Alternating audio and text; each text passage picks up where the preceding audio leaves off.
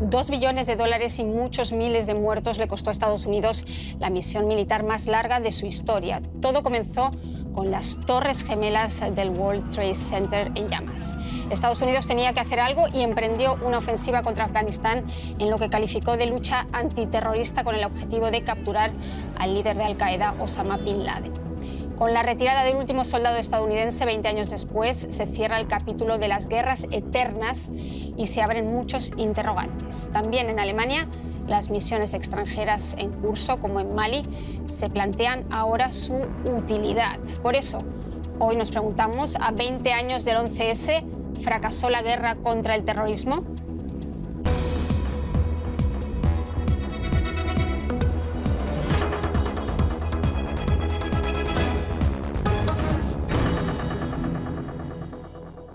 Un tema que hoy debatimos aquí en el estudio con mis invitados que paso a presentarles. Antje Bauer es periodista especializada en Oriente Medio y zonas de conflicto. Trabajó muchos años como docente en la Academia de Deutsche Welle. Antje opina que la reciente experiencia en Afganistán ha dejado claro que es contraproducente basarse en métodos militares para resolver conflictos. El doctor Víctor Cruz Aceves es analista de terrorismo para el think tank para política de seguridad en la Universidad de Kiel, aplicando inteligencia artificial y aprendizaje de máquinas. Asegura que el costo de la guerra contra el terrorismo ha sido más alto para los Estados Unidos y aliados, pero incomparable con el que han pagado y seguirán pagando los afectados, especialmente civiles.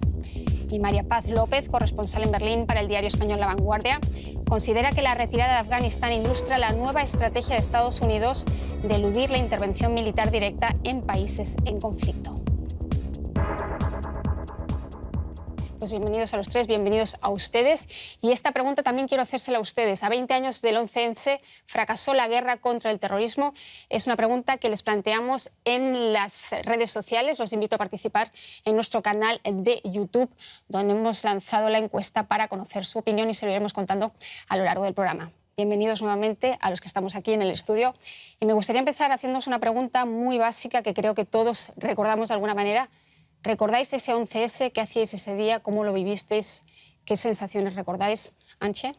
Pues yo estaba trabajando en un periódico, Die Tageszeitung, periódico alemán, y desde luego ahí en la redacción de noticias pues estaban siempre mirando televisión y cuando entró el primer avión todo el mundo dijo ¡oh! Y fuimos ahí y luego entró el segundo y todos estuvimos en choque, en estado de choque, y cambiamos todo el programa de esas páginas desde luego y empezó una era diferente, se puede decir. Yo también recuerdo un día parecido aquí en esta redacción, Maripaz.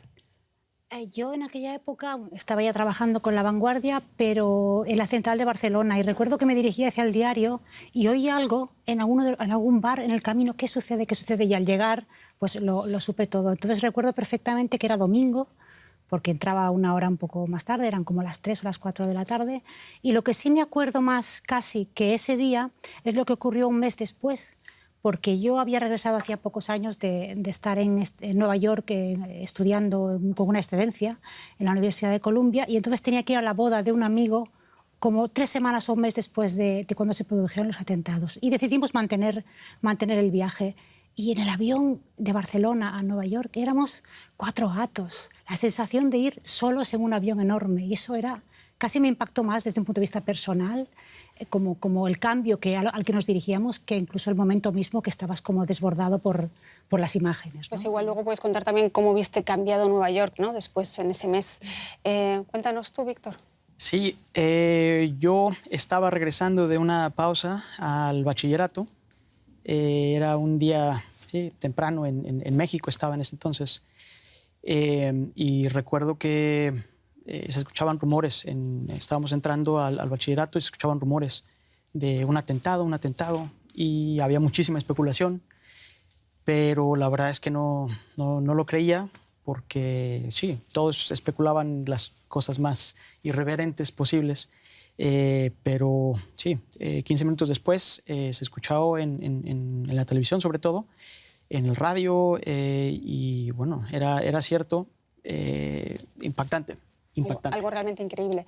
Y la misma ronda me gustaría haceros, si tuvierais que elegir algo que ha cambiado en los últimos 20 años, que ha generado precisamente ese acto terrorista, ¿qué destacaríais de lo que ha cambiado? Decías, Antje, tú antes que empezó una nueva era. ¿Por qué?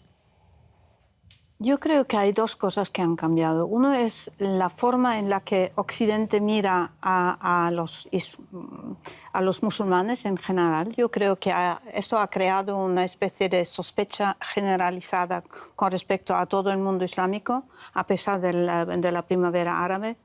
Y yo creo que la segunda cosa es que ha habido una militarización de algún modo también de la vida civil también en Occidente. Ha habido más medidas de seguridad, se ha aflojado más la protección de los datos, todo con la justificación de que hay que impedir el terror. Yo creo que hay una militarización, o sea, en todo el desarrollo ha tenido consecuencias, yo creo, nefastas para sociedades civiles. Vale, iremos desentrañando eso todo a lo largo del programa, pero interesante lo que cuentas, Maripaz. ¿Tú qué crees que ha cambiado? Lo que fue, sobre todo desde el punto de vista de los sentimientos de las personas del mundo occidental, no vamos a entrar en las de las personas del mundo árabe y del mundo musulmán, de las personas del mundo occidental, una sensación de ahora hay que desconfiar de todo. Y no solo de los musulmanes, que como decía antes empezaron a ser vistos como siempre sospechosos, sino incluso de no musulmanes, porque no sabías nunca. La idea era un poco que nunca se sabe si una pareja occidental de alguien puede hacer una cosa, puede ser cooptada. De pronto, en la esfera pública, que era un ámbito de la tranquilidad, de que puedes ir a pasear, puedes ir al cine, de pronto se convertía en un lugar que era peligroso. En España ya se había experimentado esto, porque habíamos tenido antes...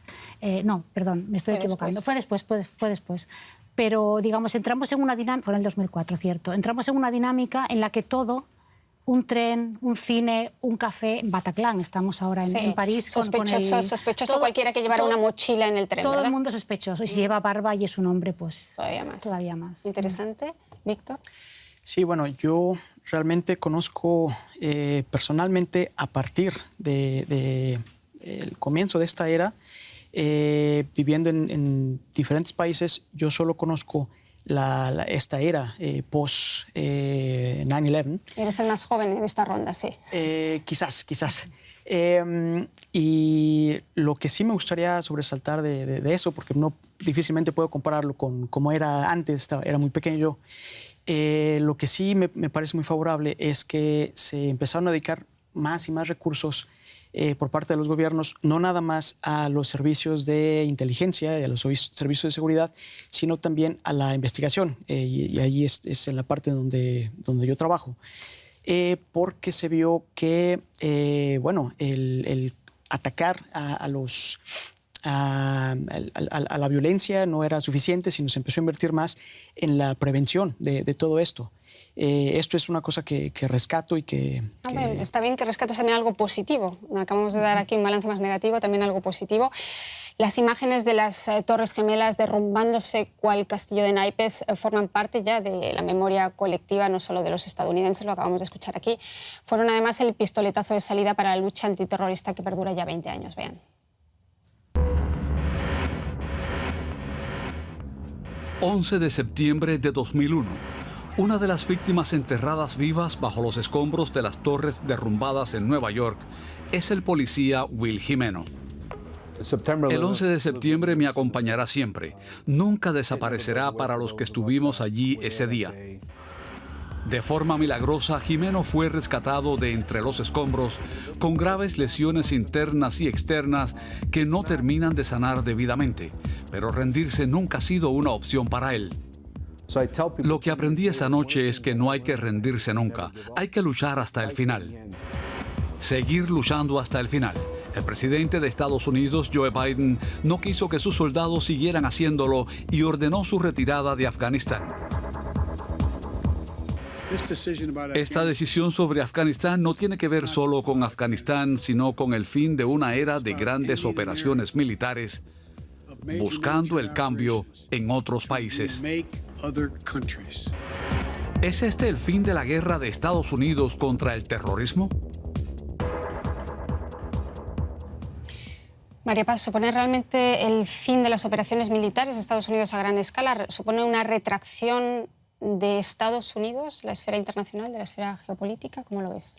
Da la impresión, por las palabras de Joe Biden, de que la nueva era van a evitar sistemáticamente la técnica de la intervención militar directa en los teatros de conflicto, que van a preferir otras vías, quizá más la inteligencia en el sentido de servicios de inteligencia, y no invertir ese caudal de soldados, de tropa, de gasto económico que tiene un gran coste en el mercado doméstico. Eso es la sensación que da. También lo hemos visto en Siria recientemente. Pero bueno, esto es lo que ocurre ahora. No podemos saber si dentro de 20 años ocurre alguna catástrofe o alguna cuestión similar, que el presidente estadounidense de entonces decida que vale la pena resucitar este método. Pero ahora, en principio, podríamos pensar que no va a volver a ocurrir. O mucho antes que 20 años. Antje, ¿cómo lo ves tú? ¿Hay un cambio de estrategia, una nueva era, como dice Joe Biden? ¿Qué estrategia crees tú que puede haber a partir de ahora? ¿Ataques focalizados, supervisión con drones, asesinatos selectivos? Yo creo más bien, estoy de acuerdo con lo que dijo Maripaz. Yo creo que, o sea, se ve que ya en los Estados Unidos esa guerra era muy impopular porque había demasiada gente que moría y porque hay altos costes. Y yo creo, de hecho, que van a intentar hacer más cosas de las que llaman cibladas. Que luego lo sean es otra cosa, ¿eh? Porque todos los ataques con drones, por ejemplo, en Yemen, la cantidad de civiles, de víctimas civiles que ha pedido esto, o también en Afganistán hay unas organizaciones que calculan un poco, hay unas cifras increíbles. Yo no tengo memoria de cifras, pero son muy altos y no son generalmente conocidos. O sea, también ataques con drones son... El problema es que de un lado yo creo la barrera mental para lanzar un ataque con un dron es más baja, es más fácil porque es más lejos. Ya se vio eso en Irak después, que bombardearon desde lejos y bueno, da igual lo que fuera. Es un movimiento, un desarrollo peligroso, yo creo, pero yo creo que de hecho va en esa dirección. En esa dirección, y ¿cómo lo ves tú, Víctor? Las redes sociales, que es también tu campo de estudio, sirven para reclutar, obviamente, terroristas, pero también en parte para combatir el terrorismo internacional. Así es, y más que para combatir el terrorismo, una cosa para la que se ha visto que hemos ido en el campo de la inteligencia artificial, una parte que ha sido relativamente exitosa es en la prevención de que posibles candidatos se radicalicen y se vuelvan terroristas. Explícanos esto con palabras que podamos entender todos. Claro. Baja del pedestal del científico, intenta explicárnoslo de manera... Claro, es una cosa muy, muy reciente. Y más reciente aún es que lo estamos aplicando a ciencias políticas y a la prevención de posibles terroristas. Esto es prácticamente desarrollar o tener ya algoritmos en computadoras a las cuales las alimentamos, por decirlo así, con cifras. El problema ahí lo complicado es obtener las cifras, porque las cifras no están listas en bandeja de plata, sino tenemos que buscarlas, que transformarlas, y ahí entra la parte de la ingeniería de datos. Pero lo benéfico de todo esto es que al final nos arroja, estos algoritmos nos arrojan indicadores con bastante precisión que nos pueden alertar qué personas podrían radicalizarse y convertirse en terroristas. Todo esto se hace con el mayor rigor científico, pero es una cosa que tiene mucha ¿Y así promesa. se podría dar con los llamados lobos solitarios, por ejemplo? ¿O cuál es la idea? Precisamente entre estos llamados lobos solitarios es una de las principales motivaciones que tenemos en la ciencia, porque este tipo de personas que ya se radicalizaron o que están radicalizándose, difícilmente los militares, los policías los pueden identificar.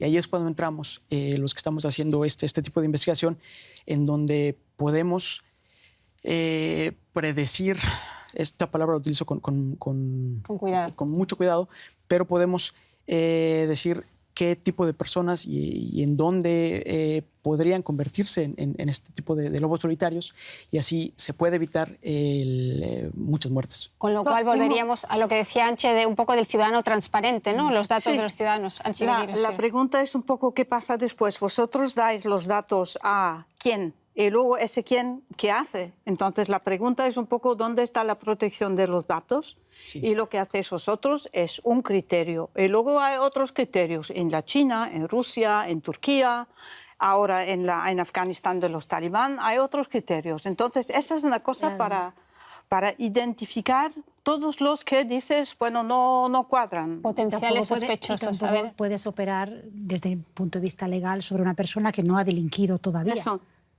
Ese es el gran reto. Que no ha delinquido en absoluto. Entonces, ese es el gran reto. Ya se ha escuchado todos los problemas, Víctor. Sí, ese es el gran reto y es una observación ambas muy importantes. Nosotros trabajamos directamente, tanto financiados como bajo la supervisión muy estricta de oficinas gubernamentales de aquí de Alemania, las cuales nos prohíben y nos marcan qué es lo que debemos y qué es lo que no. Se podría hacer mucho más si nos metiéramos en el campo de lo que no se debe, pero como trabajamos bajo estos regímenes muy estrictos, nadie más que nosotros obtiene la información, no la distribuimos. Esto, al menos en Alemania, se tiene bajo mucha seguridad. El problema es en otros servicios, en otros países como Irán, como Pakistán, como China, que lo acaban de manejar. Ahí las reglas del juego son totalmente diferentes. Ahí no hablamos de democracias. Incluso aquí tendría yo muchísima duda con respecto a lo que tú dices. Pero estamos de acuerdo en que precisamente aquí que estamos viendo, valorando lo que han sido estos 20 años de ocupación militar, los talibanes están de vuelta en el poder, con un gobierno con 10 personas que están en la lista negra de Naciones Unidas. Es decir, que el balance que podemos hacer hoy aquí es bastante negativo. Hacen falta quizás otras estrategias para combatir el terrorismo internacional, ¿no? Lamentablemente no tenemos nosotros las respuestas, ¿no? Pero desde un marco de garantías jurídicas en las que nos hemos formado en el ámbito occidental, se respeten o no se respeten, pero que como mínimo existen sobre la carta, tomar determinadas medidas contra personas individuales es muy complicado. En el caso de las personas estas que estaban en listas conocidas y tal, bueno, pues ahí el problema es que tienes países que las protegen. Entonces, en el momento en que, desde un punto de vista diplomático o geopolítico, no puedes apretar a Pakistán para que corresponda, pues entonces no hay mucha más. Realmente no quisiera estar en la piel de las personas en los altos ámbitos de los gobiernos que tienen que lidiar con este problema, porque parece irresoluble. Pues quiero seguir en el tema de las redes porque ya lanzamos la pregunta al principio y recojo las opiniones de algunos usuarios.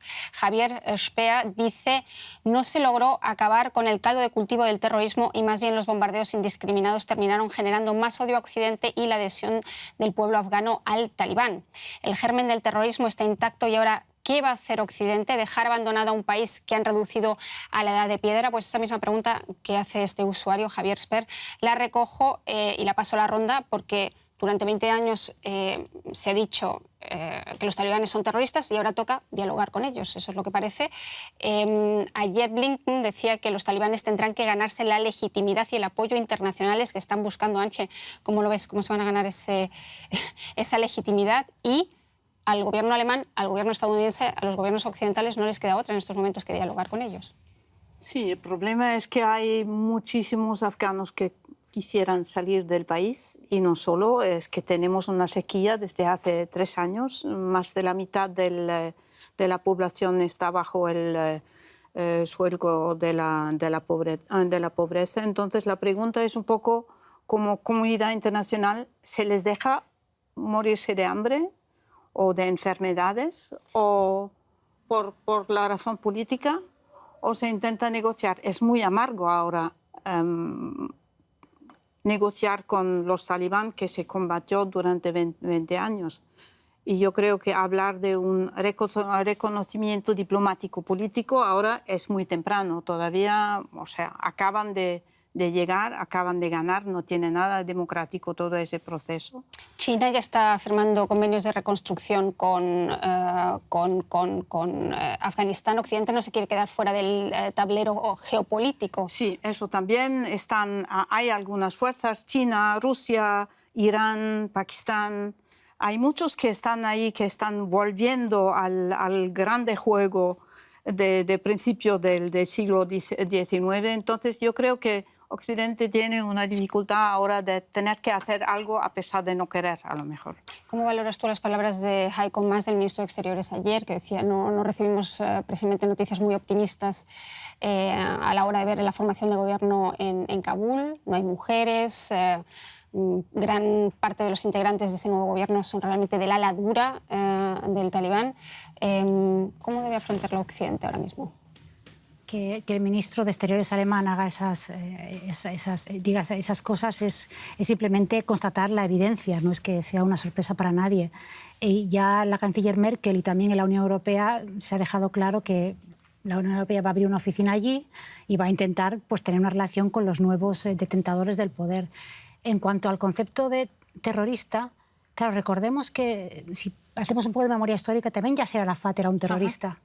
Y luego estaba en Camp David, ¿no? Entonces, no sabemos lo que pasará dentro de 10 años y quizá Occidente pues, peche con la obligación económica por mantenimiento de intereses occidentales de dialogar con estas personas a pesar de que mantengan en Afganistán un régimen opresor con las mujeres y que no respete los estándares de los derechos humanos. Y eso por el lado de Occidente, Antje, ¿cómo lo ves tú? Del lado de los talibán, el nuevo gobierno en Kabul, ¿cómo van a manejar, cómo van a tratar de interlocutores a Estado Islámico? ¿Harán como hicieron con Al-Qaeda hace 20 años y con Osama Bin Laden? ¿Acabarán tolerándolos?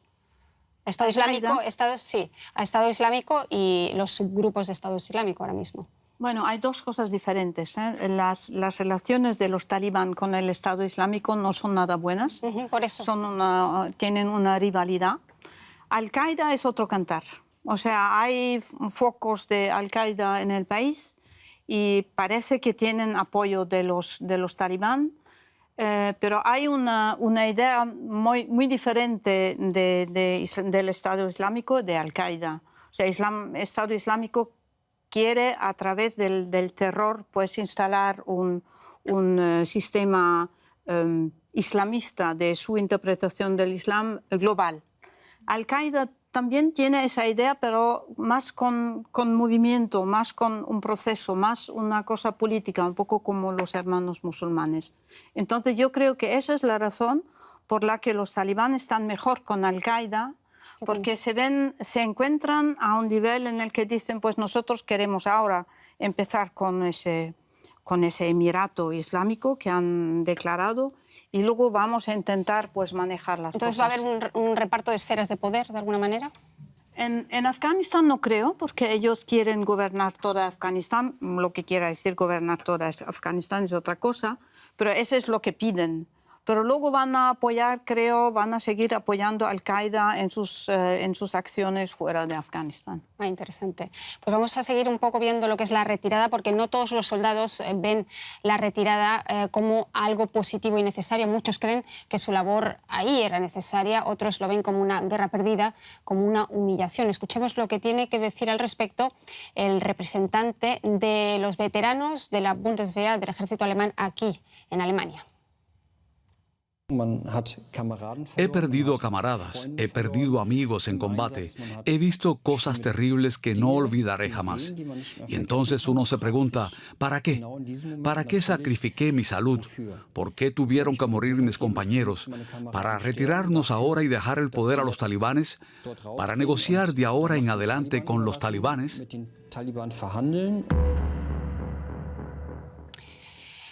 Escuchando estas palabras y viendo, Víctor, que hay más radicales ahora que en 2001 y haciendo balance también, ¿fue una decisión acertada retirar las tropas de Afganistán? La forma en que se hizo también apresurada, rápida, ¿qué balancearías tú? Bueno, es la... Desde el punto de vista de la radicalización, que es un poco tu tema, y viendo que hay más radicales ahora que en 2001. Sí, es la pregunta del millón. la más difícil de responder y para la cual yo no creo que sea adecuado dar una respuesta categórica. Sin embargo, yo creo que lo que falló estuvo en el proceso, estuvo atrás de eso. La retirada es una cosa lamentable y es una cosa que se va a seguir viviendo, las consecuencias. Sin embargo, yo creo que el error ahí no fue esta retirada. No digo que estuvo bien, no digo que fue exitosa, para nada. Sin embargo, este combate de 20 años que ha durado, lo que preguntabas acerca de si el número de radicales ha disminuido, no ha disminuido, ha aumentado. En todos los estudios está comprobado estadísticamente que el número de terroristas y de ataques terroristas también incrementó, no nada más en los sitios en donde se combatió con ellos, sino se vio un efecto que salían por donde menos te imaginaras. Entonces, por ese lado, no. ¿Y entonces, ¿y eso a qué se debe? ¿Ese antagonismo Islam-Occidente, esa posición también de victimismo, eso es lo que ha envalentonado a más yihadistas en todo el mundo? Yo creo que es algo que, ahí vuelvo a lo que dijo Angie, es algo que desde planeación, desde que se planeó esto, había un poco de complicaciones, porque cuando se implementó en el caso específico de Afganistán, no se tomó en cuenta el tipo de descentralización que se tenía. Es una descentralización tribal, de clanes, que al parecer no era tan conocido en Estados Unidos, o si era conocido no se tomó en cuenta. Entonces, en el caso específico de Afganistán, quisieron centralizar todo y estos famosos warlords que estaban descentralizados, sí, no estaban de acuerdo y, bueno, con eso tenemos un conflicto de más de 20 años que se extendió al norte de África. Es algo lamentable.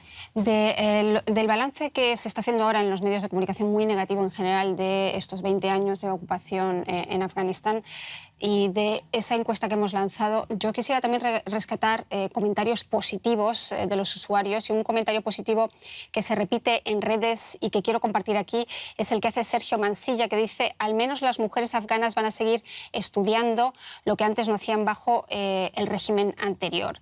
Precisamente, y a raíz de esto, viendo la reacción estos días de los talibán, Naciones Unidas se muestra muy preocupado por esas nuevas restricciones a las mujeres a la hora de salir a la calle, a la hora de manifestarse también.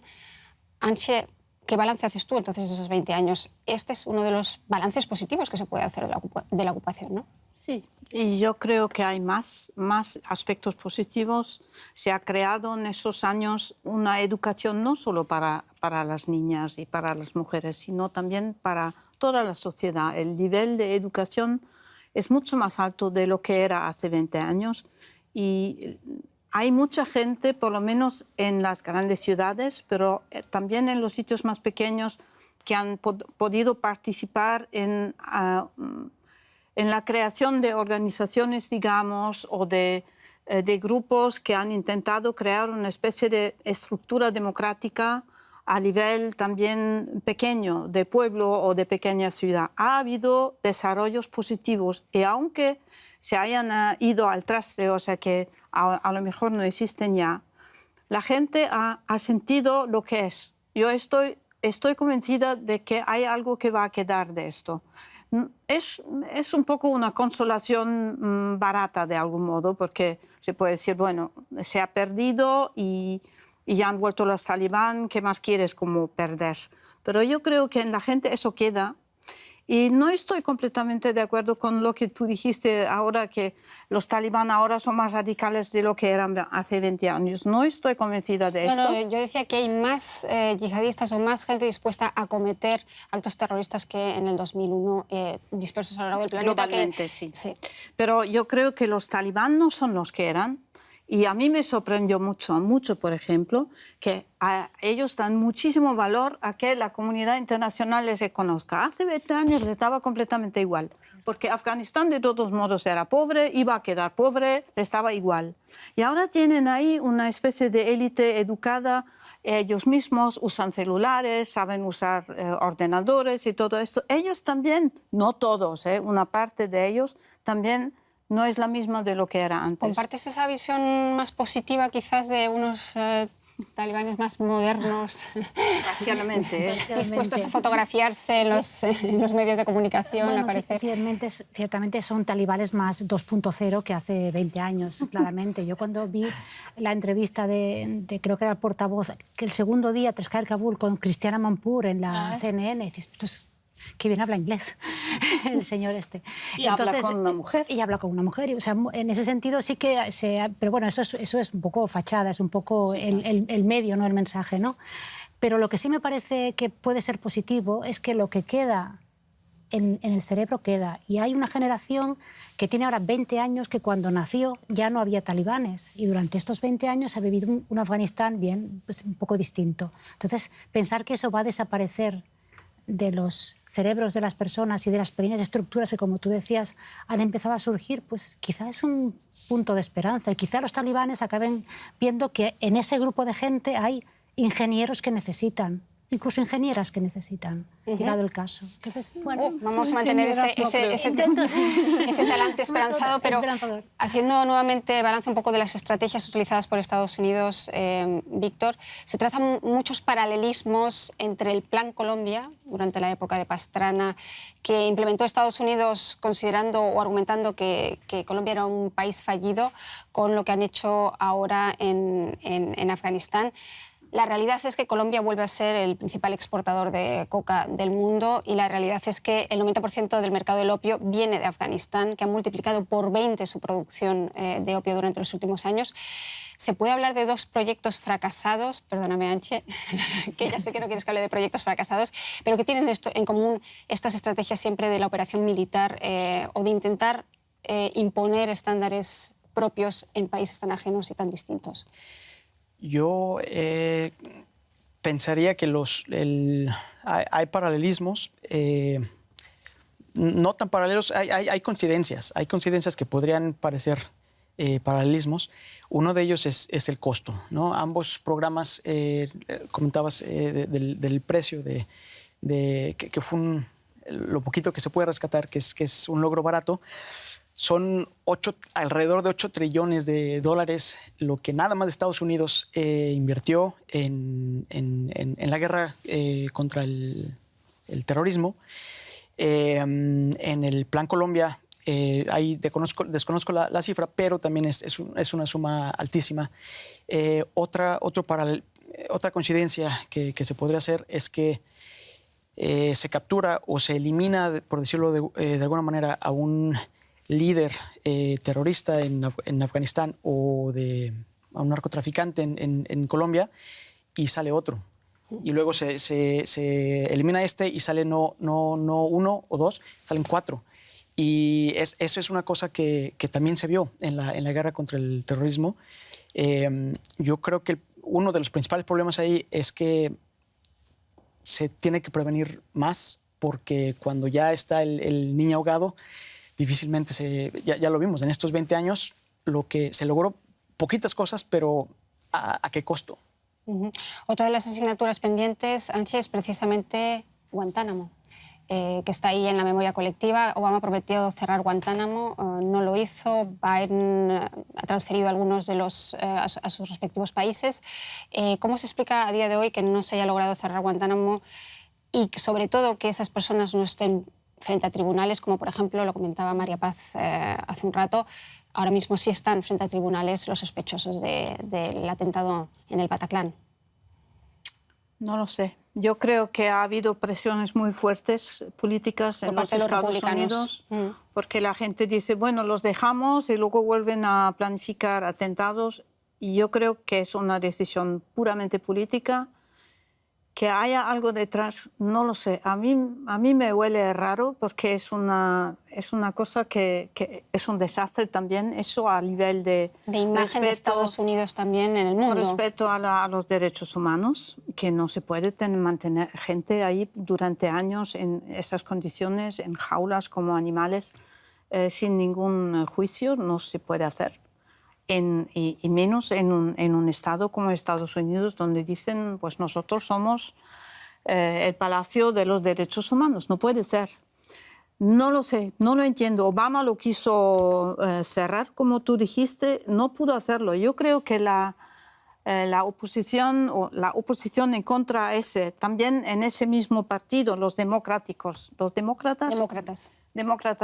fue demasiado fuerte. Yo creo que no pudo. Pero a lo mejor hay algo más, no lo sé. Pero tanto, Víctor, Abu Ghraib como Guantánamo no son precisamente esas imágenes también las que alimentan la radicalización de yihadistas en todo el mundo. El no desclasificar documentos, el no hacer revisión de todos esos temas. 20 años. Ahí vuelvo a ofrecer una respuesta ambivalente, sí y no. Sí, porque lo que sí se llega a filtrar, lo que sí se llega a distribuir, personas y muchos jóvenes se enteran y están en edades en donde son muy susceptibles a imágenes, en especial imágenes extremas. Y eso es con respecto al sí. Con respecto al no, hay mucha información que yo sí considero que debe mantenerse clasificada porque hay grupos en el gobierno, hablando en específico de los servicios de inteligencia, que esta información que es tan valiosa que es sí, si se llegara a filtrar, los planes que ellos tienen, que desarrollan, no funcionarían menos de lo que vimos en estos últimos años. Eso es lo que yo podría decir al respecto. Hemos visto un poco, hemos hablado mucho de Estados Unidos, pero hemos hablado poco de Europa. María Paz, ¿qué hace Europa distinto a Estados Unidos a la hora de protegerse frente a ataques terroristas? Y lo pregunto porque Europa ha sido blanco, Londres, Madrid, París, de atentados terribles también durante los últimos años, Berlín, exactamente. Laschet, el candidato de la CDU, decía el otro día que Europa tenía que conformar un FBI similar al FBI estadounidense. ¿Hay fallas importantes en la política de seguridad europea que veas tú que nos hace estar menos o ser más vulnerables a ataques terroristas que en el caso de Estados Unidos? Hasta ahora, prácticamente desde fin de la Segunda Guerra Mundial, pues Europa prácticamente ha adaptado su visión de la defensa y de la seguridad en el mundo pues, a la Alianza Atlántica y a lo que dictara Estados Unidos. Es muy interesante ahora saber qué pasará, porque todas las presencias de misiones extranjeras europeas en otros teatros, excepto Francia, que va un poco por libre y tiene misiones propias, estaban siempre ligadas a una presencia inicial de Estados Unidos, con lo cual ahora podríamos colegir que las misiones extranjeras de ejércitos europeos fuera, pues se acabarán, ¿no? Entonces, efectivamente, ¿cómo se compadece eso con una mayor defensa del continente contra el terrorismo? Josep Borrell, que es el jefe de la política exterior de la Unión Europea en Bruselas, que es español, muchas veces ha dicho que a Europa le falta eso, le falta voluntad de querer afirmarse como una potencia en el mundo y que eso es fundamental para protegerse mejor. Yo lo que creo es que Europa siempre, a la hora de argumentar, a la hora de tener que coger el fusil, pues siempre le ha costado por motivos ideológicos, ¿no? E incluso, digamos, a veces hipócritas, ¿no? Aunque Alemania ahora está presente en 10 misiones, si no me equivoco, en 3 continentes. Sí, pero recordemos que cuando tuvimos la guerra en Yugoslavia tuvo que la OTAN ir a bombardear porque en Bruselas no nos poníamos de acuerdo los europeos y hacíamos como que la guerra no estaba ahí al lado, ¿no? Cuando estaban masacrando a los bosnios, ¿no? Entonces, hay también un problema cultural, me parece, en Europa, con asumir ese tipo de responsabilidades tan duras. Y ahora vemos que Estados Unidos, que lo ha asumido hasta ahora, pues también empieza a pensar que quizá no le conviene. Interesante. Yo creo que sería ingenuo pensar que podríamos deshacernos de la OTAN o de toda tropa militar, aunque también pudiera ser una europea. Pero contrariamente, yo creo a lo que tú piensas, yo pienso que eso de de pensar que lo militar va a ganar una lucha en contra de algo como el terrorismo global no va a funcionar, yo creo.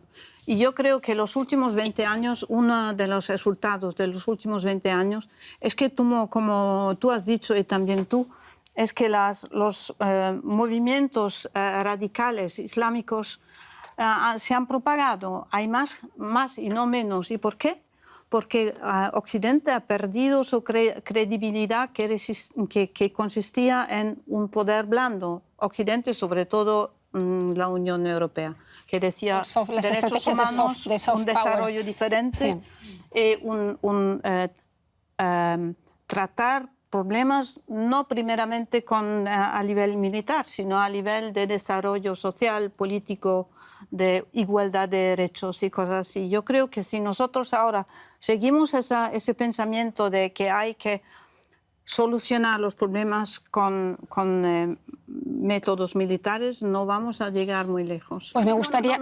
Disculpa, solo una salvedad. No me refería concretamente a medios militares, sino al hecho de destinar más esfuerzos a la seguridad en general, de modo conjunto, que esto no Sí, en Europa nunca se ha hecho de una manera asertiva y consecuente. Ya. Me gustaría, porque se nos está acabando el tiempo, es increíble, me gustaría recoger una última opinión de uno de nuestros usuarios, de Fran Rodríguez, y decir que en este momento que grabamos son más de 50.000 los usuarios que han participado en la encuesta y el 85% cree que la guerra contra el terrorismo fracasó durante estos últimos 20 años frente a un 15% que no lo considera así. Fran Rodríguez dice que cuando se necesitaba de acción verdadera e intenciones de mejora democráticas genuinas, Estados Unidos se limitó a ejecutar acciones militares poco más que obsoletas y, entre tanto, nuevas y poderosas potencias económicas y políticas entraron en la compleja trama configurando un nuevo orden mundial. Las estrategias obsoletas de las que estábamos hablando aquí. Víctor, y ya cerramos la ronda, la pregunta con la que empezamos: ¿fracasó Occidente en su lucha contra el terrorismo y, sobre todo, la estrategia de nation building, de creación de Estado que ha aplicado Estados Unidos, se revela como obsoleta, que hay que superar? Una respuesta corta, si puede ser, breve. Yo diría inadecuada, porque no es una mala idea y sí funciona, pero la forma en que se implementó fue inadecuada. Una frase muy breve. Yo creo que no se puede hacer en un país como Afganistán. O sea, hay que contentarse con medidas más pequeñas o metas más pequeñas. Sobre todo en el caso de Afganistán. Totalmente de acuerdo con lo que dice Angie. Que cada país es un mundo y es muy complicado reglas generales. Y más en el caso de Afganistán, como hemos visto a lo largo de la historia. Muchísimas gracias a los tres por estar aquí. Muchísimas gracias a ustedes por seguirnos, por participar también en YouTube, en esas encuestas que les lanzamos y que son muy enriquecedoras y podemos lanzar también aquí en la ronda. Muchas gracias y hasta la próxima.